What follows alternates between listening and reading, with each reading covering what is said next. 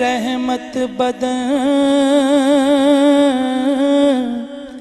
سانسیں چراغ مفن یا رحمت للعالمین۔ اعوذ باللہ من الشیطان الرجیم، بسم اللہ الرحمن الرحیم۔ قال اللہ تعالی و تبارک یا ایہا الذین آمنوا کلوا من طیبات ما رزقناکم۔ صدق اللہ مولانا العظیم۔ ابتدا ہے رب لم یزل کے بابرکت اور عظیم نام سے، جس کے ذکر سے ہر شے عام ہمیشہ بابرکت ہو جاتی ہے۔ ہر بہا درود و سلام کا نذرانہ سید عالم کی ذات والا تبار پر، جن کا تذکرہ جمیل ماحول کو عطر سے بھی زیادہ خوشبو عطا فرماتا ہے۔ انتہائی ذی وقار ناظرین، ARYQTV کے پلیٹ فارم سے زاد راہ کی ایک اور بابرکت نشست کے ساتھ سید عتیق الرحمن کا سلام عزت و وفا قبول فرمائیے۔ آج ہم جس اہم ترین موضوع پر بات کریں گے، یہ سمجھیے کہ ہمارے جسم کی پرورش سے لے کے آخرت کی کامیابی تک ہر ایک میں انتہائی بنیادی نقطہ کے حامل ہے۔ ہمارے معاشرے میں ایک چیز، ایک رواج بڑی تیزی کے ساتھ پروان چڑھ رہا ہے، اور وہ یہ ہے کہ ہمیں اپنے لائف سٹینڈرڈ کو بہتر کرنا ہے، خواہ وہ جس مرضی رستے سے ہو۔ لیکن اگر ہم دو جہاں کے والی کی احادیث کو پڑھیں گے تو جتنی آپ نے رزق حلال کی تلقین فرمائی ہے، اتنی کم ہی کسی اور کام کی آپ نے باقاعدہ تلقین فرمائی۔ حضرت ابو ہریرہ سے ایک حدیث مبارکہ مروی ہے، اس کا ایک اقتباس سنیے، پھر اس کے بعد ہم اپنی تفصیلی بحث میں جاتے ہیں کہ دو جہاں کے والی صلی اللہ علیہ وآلہ وصحبہ وسلم نے ارشاد فرمایا، ان اللہ طیب لا يقبل الا طیبا۔ اب یہ جملہ کیا ہے؟ آپ نے ارشاد فرمایا بے شک اللہ پاکیزہ ہے اور پاکیزہ کے علاوہ وہ کچھ بھی قبول نہیں کرتا۔ مطلب یہ کہ مال پاکیزہ ہو تو تب ہی اللہ کے نام پر قبول ہو سکتا ہے۔ یہ نہیں کہ آپ نے کوئی مسجد بنانی ہے تو آپ کوئی چوری کا انتظام کر کے، چوری کا پیسہ لا کے، کوئی ایسی حرام چیز بیچ کے اس کے پیسے اللہ کے رستے پر لگائیں اور آپ کے وہ قبول ہو جائیں۔ یہ بڑا باریک نقطہ ہے، اسے سمجھیے، اسے پرکھیے۔ اللہ کی جناب میں صرف وہی مال قبول ہوگا جو بالکل پاکیزہ ہے۔ حضور سید عالم صلی اللہ علیہ وسلم نے ارشاد فرمایا اسی حدیث مبارکہ میں، قرآن پاک کی آیات کو پڑھ کے، کہ اللہ پاک نے اپنے رسولوں کو بھی پاکیزہ کا ہی حکم ارشاد فرمایا اور مومنین کو بھی پاکیزہ رزق میں سے کہا، کھاؤ پیو اور پاکیزہ رزق کے ساتھ اپنے جسم کو پروان چڑھاؤ۔ آگے ہم بڑھ کے دیکھیں تو آپ نے ایک مثال دی ہے، اس السٹریشن سے سمجھیے گا کہ مجھے اور آپ کو کتنی احتیاط کی ضرورت ہے۔ اور یہ ایک ایسا معاملہ ہے کہ اگر ہمارے جسم میں ایک لقمہ حلال کی جگہ ایک لقمہ حرام داخل ہو گیا، یقین کیجئے سید عالم نے ارشاد فرمایا ہے 40 دن تک کی عبادتیں قبول نہیں ہوں گی۔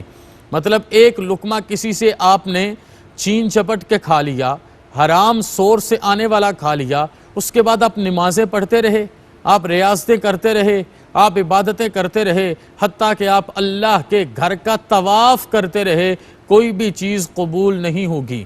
آقا کونین نے ارشاد فرمایا، یہاں پر اسی حدیث میں یہ مثال ارشاد فرمائی، کہا کہ دیکھیے ایک بندہ بڑا لمبا سفر کر کے آتا ہے اللہ کے گھر کے دیدار کے لیے، اور اس حالت میں آتا ہے کہ اس کے بالوں پر مٹی اٹی ہوئی، اس کی داڑھی بکھری ہوئی، اور اس کے لباس سے پتہ چل رہا ہے کہ یہ بہت لمبا سفر کر کے یہاں تک پہنچا ہے، اور بڑی دل لگا کے وہ اللہ کے گھر کی عبادت کرتا ہے، طواف کرتا ہے، معاملات کرتا ہے۔ لیکن آپ نے ارشاد فرمایا بتاؤ اس کا یہ سفر کیسے قبول ہوگا کہ جب اس نے جو پہنا ہے وہ بھی حرام ہے، جو کھایا ہے وہ بھی حرام ہے، اور جس سے اس کا جسم پروان چڑھا ہے وہ بھی حرام ہے۔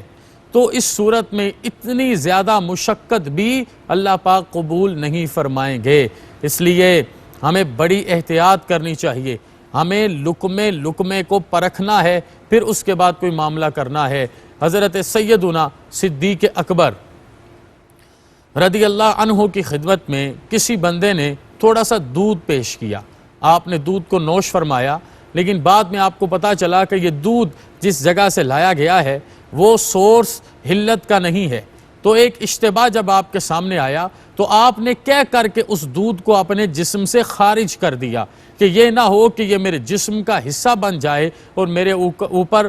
سلطان حسینہ نے جہاں کے حکم کے تمام تر معاملات مرتب ہو جائیں۔ اسی طرح اگر آپ تمام صحابہ کرام کی زندگیوں کو پڑھیں تو آپ نے ہمیشہ اپنے لیے حلال رزق کے انتظام میں محنت کی، آپ نے جہد کیا اور آپ نے اسی طرح حلال رزق کو اپنے لیے آسان کیا۔ مجھے یہاں پر ایک دفعہ پھر حضرت واصف علی کا وہ جملہ یاد آتا ہے کہ آپ نے بڑا خوبصورت جملہ لکھا کہ اللہ بھی کریم ہے، اللہ کے رسول بھی کریم ہے، قرآن بھی کریم ہے، دین بھی کریم ہے، رمضان بھی کریم ہے، اور ہر وہ حلال کا لقمہ جو اللہ کی رحمتوں، برکتوں، رفعتوں سے انسان کو نصیب ہو جائے وہ رزق بھی رزق کریم ہے۔ اور اس کی تشریح بڑی خوبصورت فرمائی کہ ہر رزق کریم وہ ہوتا ہے جو آپ کے ظاہر اور باطن کو اللہ کی رضاؤں سے آراستہ فرما دیتا ہے۔ یہ وجہ ہے کہ وہ جناب فاروق اعظم کی ذات ہو، جناب عثمان بن عفان کی ذات ہو یا جناب مولا مرتضیٰ کی ذات ہو، رزق حلال کا ہی انتظام اپنے لیے لازم پکڑا گیا۔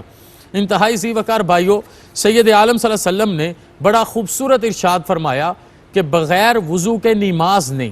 اب سمجھیے گا، یہ جو میں مثال آپ کے سامنے عرض کرنے لگا ہوں کہ اگر کوئی شخص وضو نہیں کرتا اور سجدے کرتا رہتا ہے، ساری رات عبادت کرتا رہتا ہے، کیونکہ عبادت کی بنیاد وضو ہے، طہارت ہے، اور اگر وضو نہیں کرتا ساری رات یہ معاملات کرتا بھی رہے، اس کی نماز قبول نہیں ہوگی، حتیٰ کہ وہ نماز کے ارادے کر کر کے تھک جائے، نوافل پڑھ کے تھک جائے، پوری رات صلاۃ و تسبیح میں رہے، اس کی نماز ہے ہی نہیں، اس نے سب سے ابتدائی معاملہ ہی نہیں کیا، تو اس کو کس طرح نماز کا ثواب ملے گا؟ آپ نے یہ مثال دے کے ارشاد فرمایا بغیر وضو کے نماز نہیں، اور مال خیانت سے دیا گیا صدقہ نہیں۔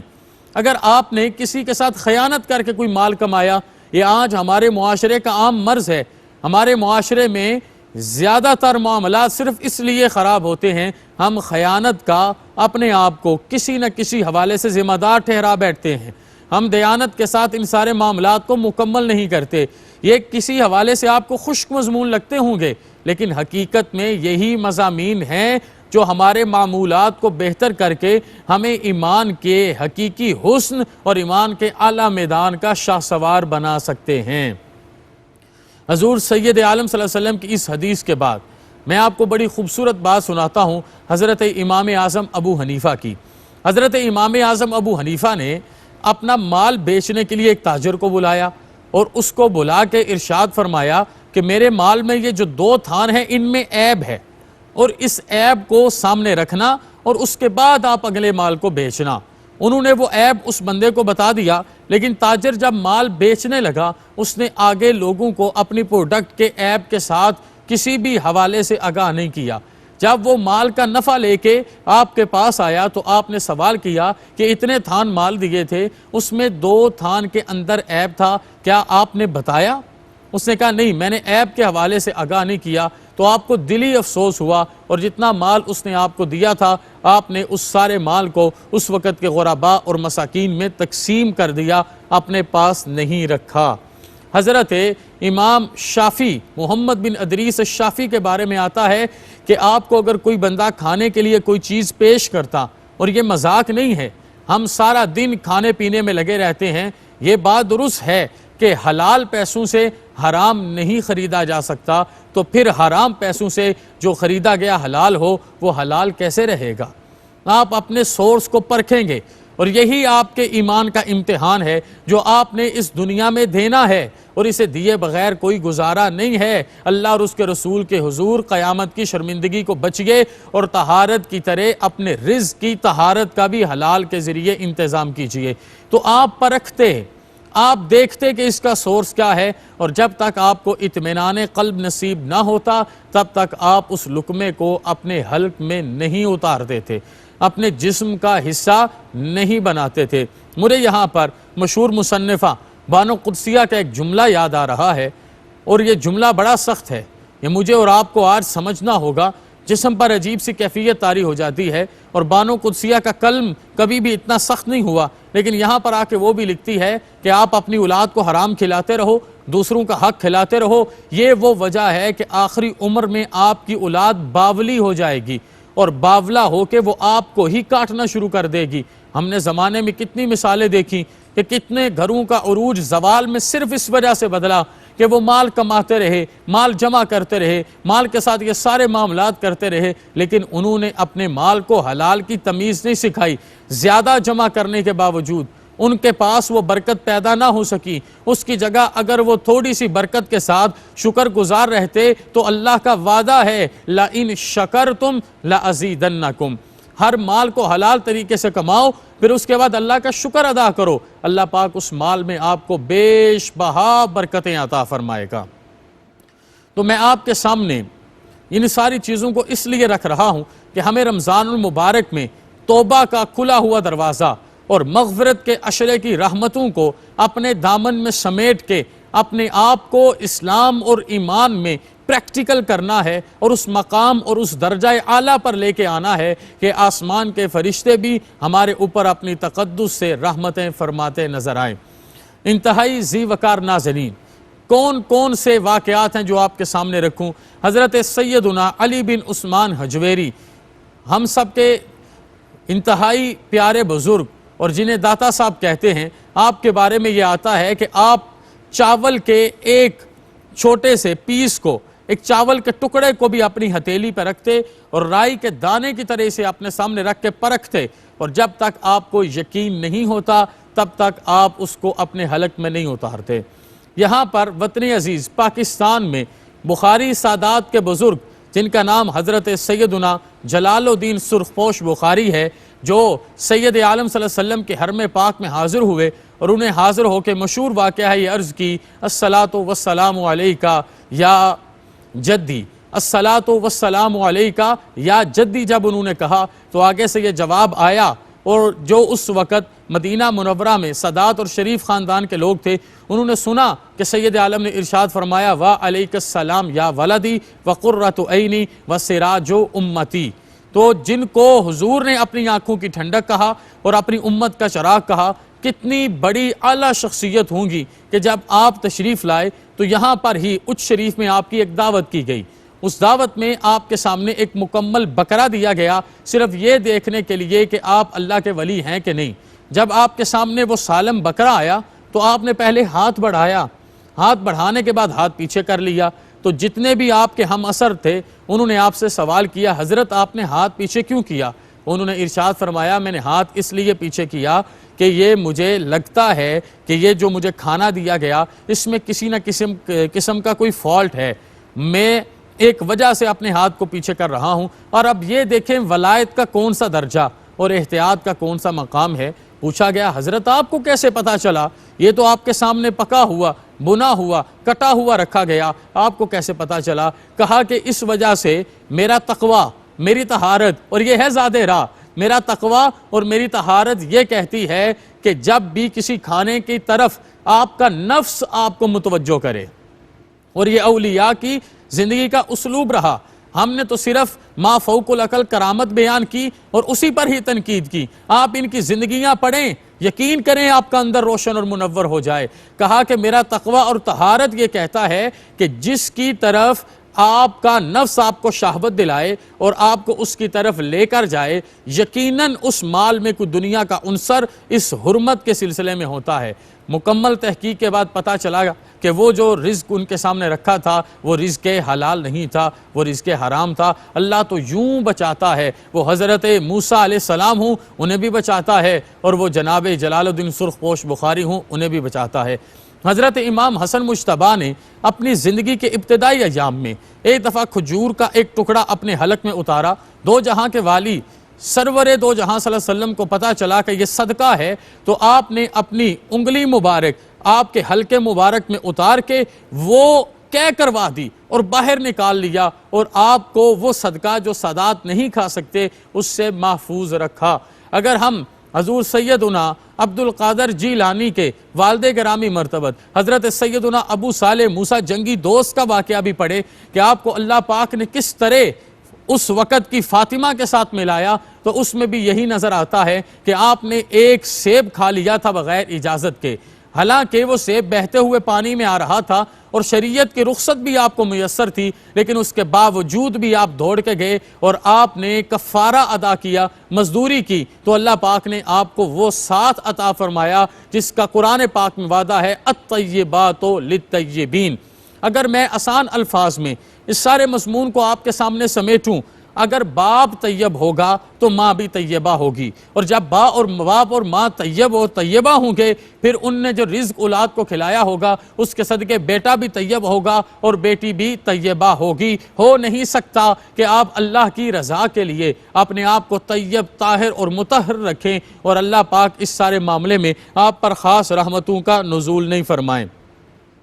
میں یہاں پر حضرت عبد الرحمن بن عوف، جن کو سرکار مدینہ صلی اللہ علیہ وآلہ وسلم نے تاجر الرحمن کا لقب عطا فرمایا، ان کی تجارت کے 4 اصول بتا کے رزق حلال کے حوالے سے اپنی گفتگو کو اختتام کی طرف لے کے جاتا ہوں۔ آپ کی تجارت کا پہلا اصول یہ تھا کہ آپ کسی بھی صورت میں ادھار نہیں لیتے تھے۔ آپ کی تجارت کا دوسرا اصول یہ تھا آپ کسی بھی صورت میں ادھار نہیں دیتے تھے۔ آپ کا تیسرا اصول یہ تھا آپ اپنی پروڈکٹ کا عیب نہیں چھپاتے تھے، اور آپ کا چوتھا اصول یہ تھا کہ آپ ذخیرہ اندوزی نہیں فرماتے تھے۔ یہ وجہ ہے کہ آپ کو تاجر الرحمن کا لقب اللہ کے نبی نے عطا فرمایا، اور حضور محبت سے بلا کے کہتے کہ تاجر الرحمن ہیں، اور ان کا رزق کتنا پاک ہوگا۔ اسی جملے پہ اختتام ہے کہ ان کا رزق کتنا پاک ہوگا کہ حضور سید عالم صلی اللہ علیہ وسلم نے ظاہری پردہ فرمانے سے پہلے آپ کو بلایا اور بلا کے ارشاد فرمایا، میں نے اپنی ازواج کو حکم دیا ہے کہ میرے بعد انہیں جس چیز کی بھی ضرورت ہو